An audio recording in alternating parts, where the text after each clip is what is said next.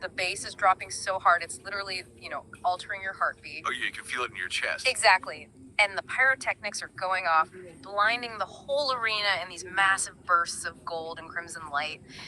And your absolute favorite pop star is center stage, hitting a perfect, just impossible high C. Right. The absolute peak of modern entertainment. You're surrounded by tens of thousands of streaming fans, and you think that's all it is.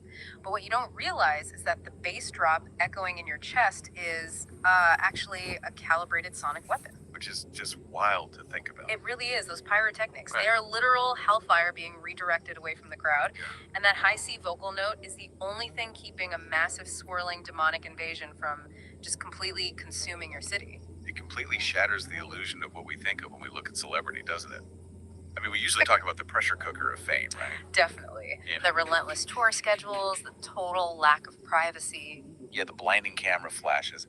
It's a life lived entirely under a microscope, where every minor misstep is broadcast to millions. But what we're diving into today takes that concept of a high-pressure existence and pushes it into the realm of absolute survival. Okay, let's unpack this, because to me, this feels like the classic superhero secret identity trope. The whole Clark Kent putting on the glasses routine. Right, exactly. But dialed up to an absolute 11. Because Clark Kent never had to deal with ravenous paparazzi trying to sneak photos of him at a synchronized choreography rehearsal, No, he definitely had it easy compared to this. Seriously. So we are exploring the unbelievable double life of a global K-pop sensation known as Huntress.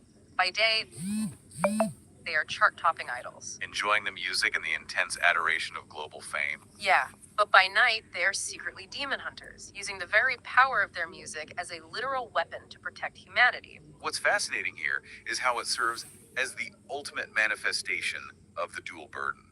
We often use metaphors to describe how public performance masks private battles, for people in the spotlight. Right, we say they're fighting demons, but we mean it figuratively. Exactly. But for Huntress, that concept isn't a metaphor at all. It is literalized.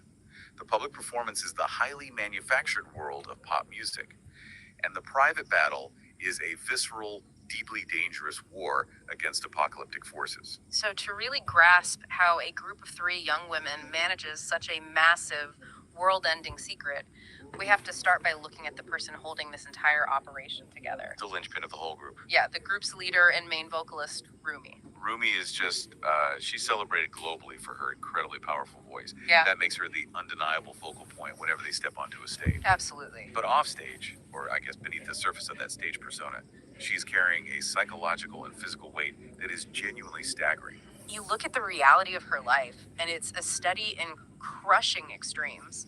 I mean, on one hand, she bears the exhausting weight of stardom. Which is heavy enough on its own. Right. We are talking about a daily schedule packed to the minute with international tour dates, press junkets, vocal coaching, and relentless dance rehearsals. Yeah. Just the physical stamina for that is insane.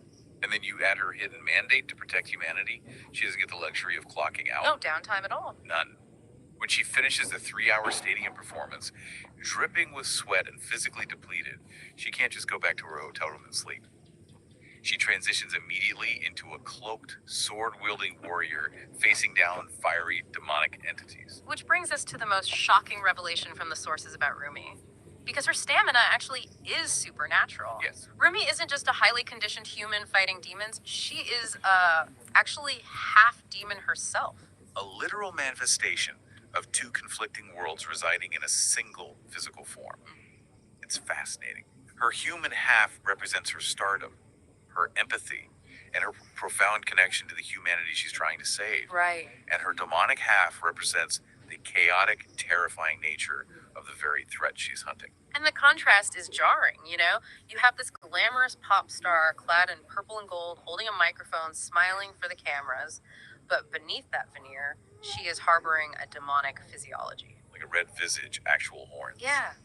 Think about the sheer logistics of that. She has to rely on advanced cosmetic illusions and sheer willpower just to physically contain that transformation during a meet and greet. It's exhausting just to think about. And when she fights, she wields this massive glowing weapon called the Divine Saint Geom. The underlying logic here is that this sword isn't just a sharp piece of metal. No, it acts as a conduit for her demonic energy. The sword draws the latent demonic energy out of her bloodstream and focuses it into physical strikes. But because that energy is inherently demonic, it's fundamentally chaotic. It isn't a clean, easily controllable human strength. So her power output is highly unpredictable. Basically a fluctuating strength meter. Exactly. When she's in control, her energy burns a cool, manageable blue. But if she pushes too hard, or lets her emotions spike, that internal meter redlines into a highly dangerous overload state. Okay, here's where it gets really interesting and where I have to push back a bit on the logic of this team's setup. Accord. If I am a military tactician looking at this squad, I am immediately flagging Rumi as a massive liability. Sure, on paper that makes sense. Right. Imagine you're leading a highly specialized tactical team, hunting a demonic threat, but you put a bomb with a faulty timer in charge of the squad. If her power is constantly threatening to redline into a demonic overload, how can she function effectively? Doesn't putting a half demon in charge completely compromise the safety of the entire operation?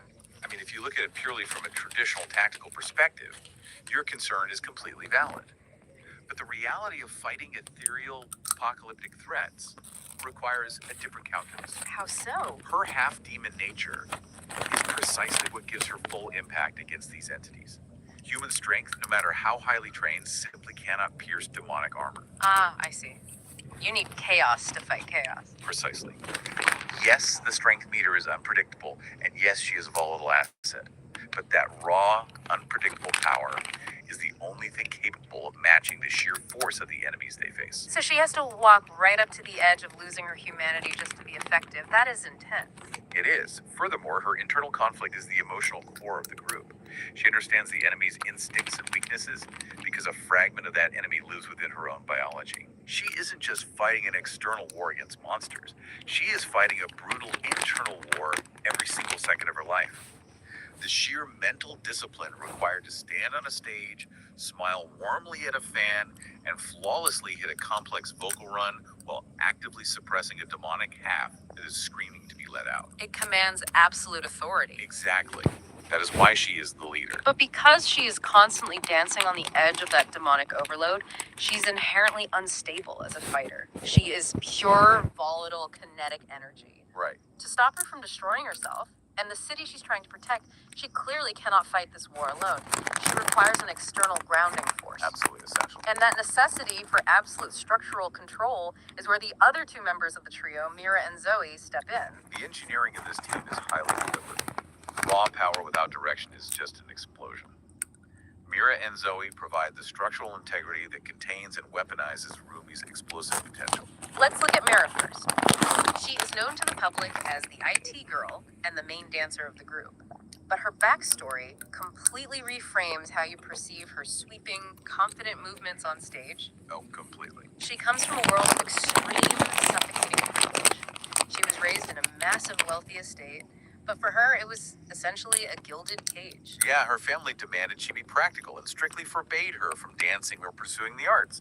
They wanted her safely sequestered behind corporate walls. But she wholly rejected that life of cold, calculated wealth. She had to completely sever ties with her bloodline to become who she is. She escaped that restrictive environment and found her true home, her chosen family, with Huntress. And she channels that profound journey from total rejection to fierce belonging into her combat style. She fights with what the sources describe as a quiet intensity, and her weapon of choice is a deadly polearm. The mechanism of a polearm is fascinating when paired with a dancer. It's not a weapon of brute force.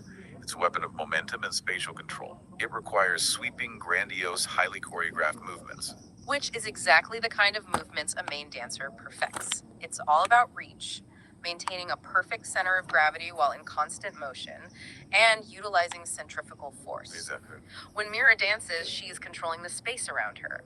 When she swings that polearm, she is doing the exact same thing, creating a localized physical barrier of kinetic strikes that disrupts the demonic horde.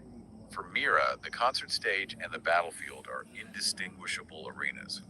Both are spaces where she asserts her hard-won freedom and fiercely protects the only family that ever truly accepted her. Man, that's power. She fights with the quiet desperation of someone who refuses to be locked in a cage ever again. Okay, then you have the third member, rounding out the trio and providing a completely different type of energy, Zoey. She's the youngest member, the main rapper, and she brings the aggressive beats and the energy to their tracks. And her background introduces the final, crucial stabilizing element to the team. Zoey was raised in California, a setting usually associated with a laid-back, relaxed lifestyle. Surfing, sunshine. But she took the lessons of that environment and synthesized them into an incredibly strict personal regimen of discipline and meditation. Which makes sense. I mean, you can actually see the